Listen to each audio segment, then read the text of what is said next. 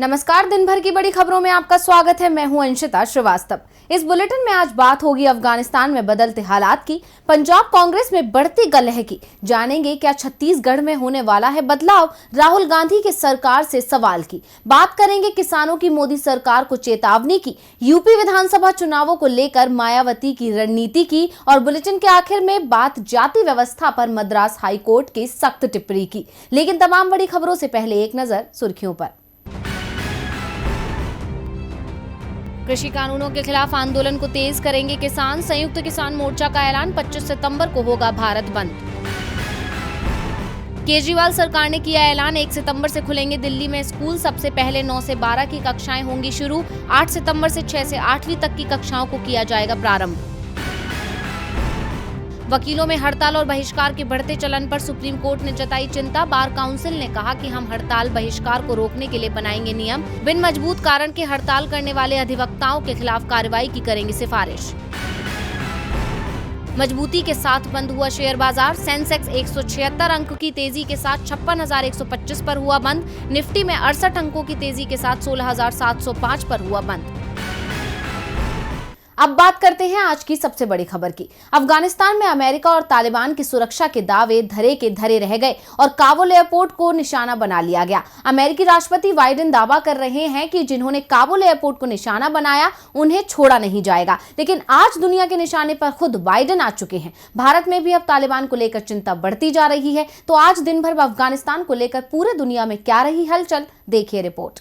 अफगानिस्तान की राजधानी काबुल के हामिद करजई इंटरनेशनल एयरपोर्ट को गुरुवार को निशाना बनाया गया, जिसमें 110 लोगों की जान जा चुकी है, जिसमें अमेरिका के 13 जवान भी शामिल हैं। ये संख्या बढ़ भी सकती है।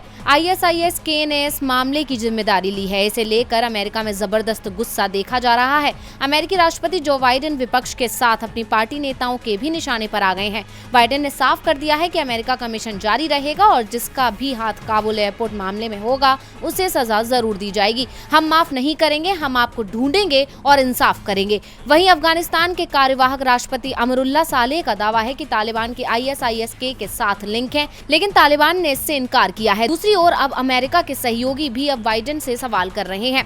फ्रांस के राष्ट्रपति का कहना है कि अगर बाइडेन जल्दी न करते तो आज ये हालात पैदा नहीं होते। ब्रिटेन और जर्मनी ने भी अमेरिका के फैसले पर सवाल उठाए हैं। जर्मनी ने काबुल से अपने नागरिकों को निकालने के अभियान को समाप्त करने का ऐलान भी कर दिया। इसके अलावा भारत ने रेस्क्यू ऑपरेशन जारी रखने का ऐलान किया है। विदेश मंत्रालय ने बताया कि काबुल या दुशांबे से 6 अलग-अलग उड़ानों के जरिए 550 से अधिक लोगों को निकाला गया है। इसके अलावा उन्होंने बताया कि भारत अफगानिस्तान के हालात पर सावधानी से नजर बनाए हुए है। वहीं दूसरी तरफ तालिबान ने तुर्की के साथ बातचीत की है। दावा किया जा रहा है कि काबुल एयरपोर्ट का संचालन अब तुर्की करेगा। अफगानिस्तान ने पूरे दुनिया में हलचल मचा रखी है। भारत पर इसका साफ साफ असर दिख रहा है। कांग्रेस ने अफगानिस्तान के मुद्दे पर सरकार का समर्थन करने की बात कही है, लेकिन पार्टी के अंदर ही कई मुद्दों पर एक राय बनते नहीं दिख रही है। खास तौर पर पंजाब में नेतृत्व का मामला मुश्किलें बढ़ा रहा है। कैप्टन अमरिंदर सिंह और नवजोत सिंह सिद्धू आमने सामने हैं। इसे लेकर पार्टी हाईकमान ने अपना रुख साफ कर दिया है। तो कौन पड़ा किस पर भारी, देखिए इस रिपोर्ट में। पंजाब कांग्रेस प्रमुख नवजोत सिंह सिद्धू और मुख्यमंत्री अमरिंदर सिंह में अभी भी विवाद जारी है, लेकिन इस विवाद के बीच कैप्टन खेमे के लिए राहत की खबर भी आई है।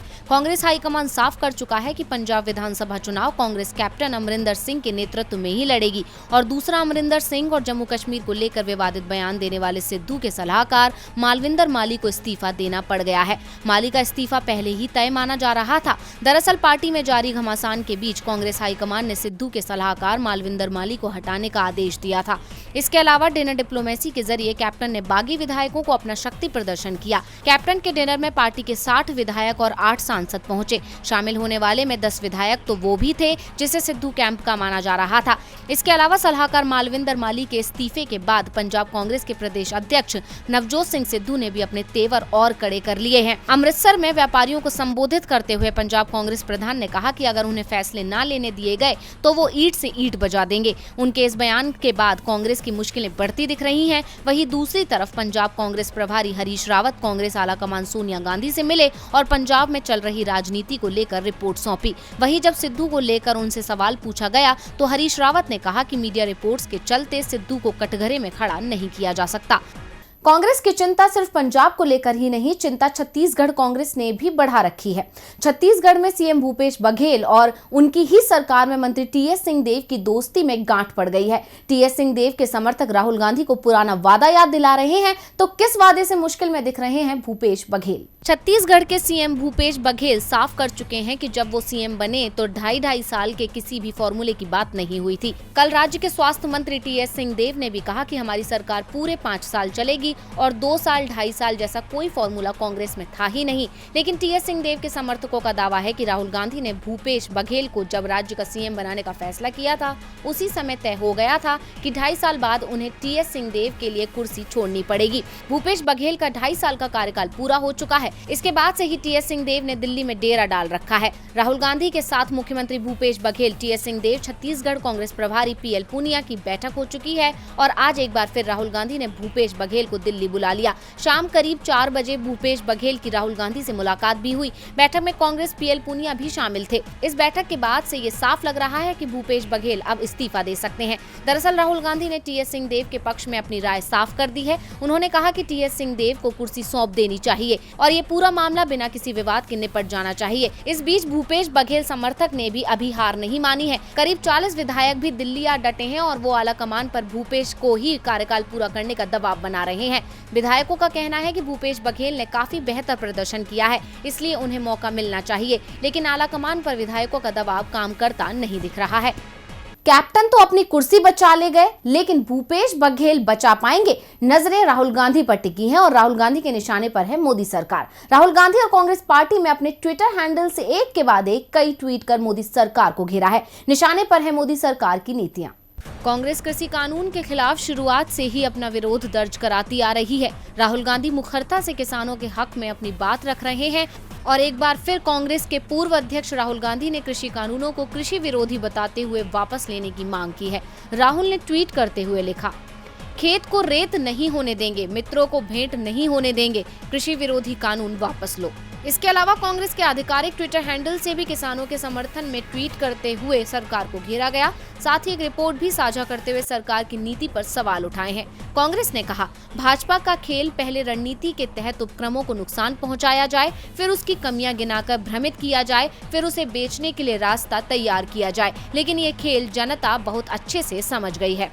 कांग्रेस ने सिर्फ सरकार को ही नहीं घेरा, बल्कि सरकार के साथ ही उद्योगपति गौतम अडानी को भी अपने निशाने पर लेते हुए ट्वीट कर दिया है। बड़े कॉर्पोरेट हाउस के रहमो करम पर कृषि एवं बागवानी की व्यवस्था और खरीद को छोड़ने का क्या नतीजा होता है, यह अडानी की कंपनी ने स्पष्ट कर दिया है। इन कानूनों का फायदा सिर्फ हम दो हमारे दो को होने वाला है। इस खेल को देश का आम किसान समझ चुका है।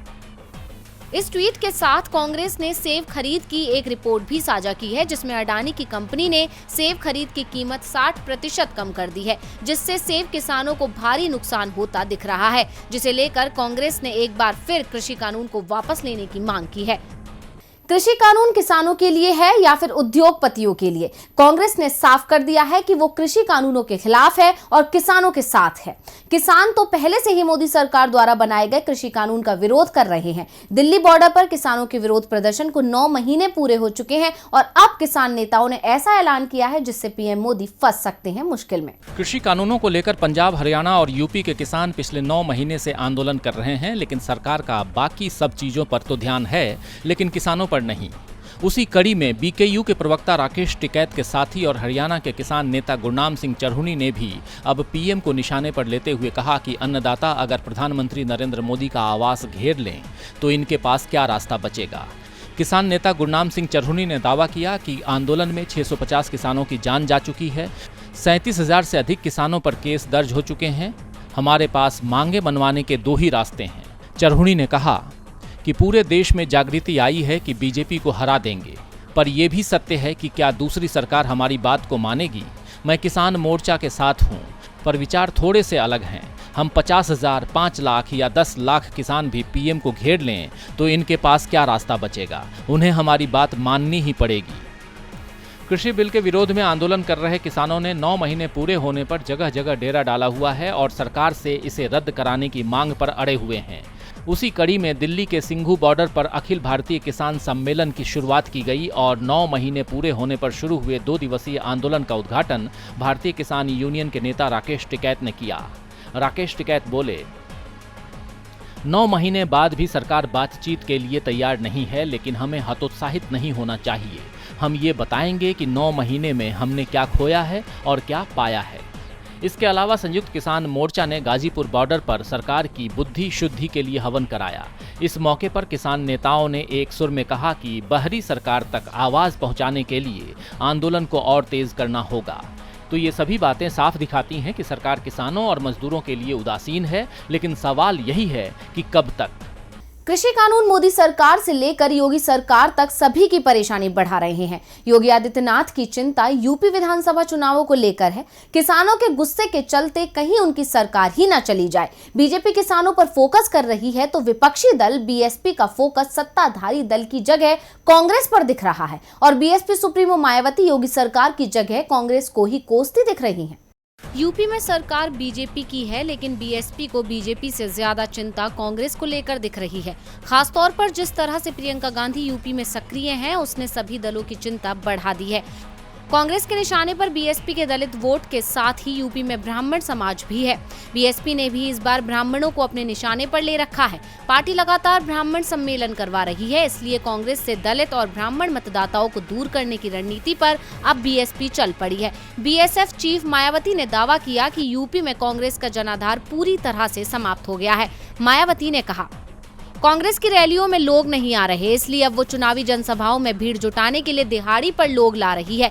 दिहाड़ी मजदूर बहुत खुश होते हैं क्योंकि बिना काम किए ही कांग्रेस की रैली में जाने पर ज्यादा पैसे मिलते हैं और खाना भी मिलेगा। इसी से कांग्रेस का हाल समझ में आता है। देश के साथ राज्यों में भी कांग्रेस की बहुत बुरी हालत है। मायावती ने कांग्रेस पर तंज कसते हुए कहा कि पार्टी पर ना नेता है और ना ही कार्यकर्ता। बीएसपी प्रमुख ने कहा, यूपी में चुनाव लड़ने के लिए कांग्रेस को प्रत्याशी तक नहीं मिलते हैं। कांग्रेस प्रत्याशियों को चुनाव लड़ने के लिए भी पैसे देती है, जबकि बीएसपी ऐसे लोगों को टिकट देती है जो खुद चुनाव लड़ सके। बसपा टिकट के बदले किसी से पैसे नहीं लेती है। पार्टी सदस्यता शुल्क के नाम पर ही पैसा लेती है। इससे आर्थिक रूप से कमजोर उम्मीदवारों की भी मदद की जाती है। हमारी पार्टी धन्ना सेठों की पार्टी नहीं है, गरीबों और मजदूरों की पार्टी है।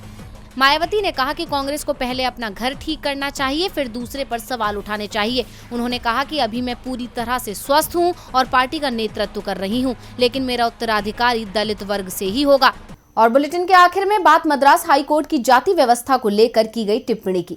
भारत में जाति व्यवस्था सदियों से चली आ रही है। इस व्यवस्था को समाप्त करने की मांग भी वर्षों से हो रही है, लेकिन जाति व्यवस्था समाप्त होने की जगह मजबूत ही होती दिख रही है। जाति के नाम पर आरक्षण के बढ़ते ट्रेंड को लेकर मद्रास हाईकोर्ट ने टिप्पणी करते हुए कहा कि यदि ये ही सब चलता रहा तो देश में जाति व्यवस्था का कोई अंत नहीं दिख रहा है। जाति के बंधन को तोड़ने की बात तो सभी राजनीतिक दल करते हैं, लेकिन जाति के नाम पर वोट बटोरने की कोशिश में वो पीछे नहीं रहते। हाल ही में नीतीश कुमार के नेतृत्व में बिहार की सभी पार्टियां पीएम से मिलीं और जातिगत जनगणना की मांग की। देश के तमाम राज्यों में जाति के नाम पर कई राजनीतिक पार्टियां हैं। राज्यों में जातिगत आरक्षण को जबरदस्त समर्थन हासिल है। केंद्र और राज्य की सरकारें वोट बैंक के लिए आरक्षण की नीति का समर्थन भी करती हैं।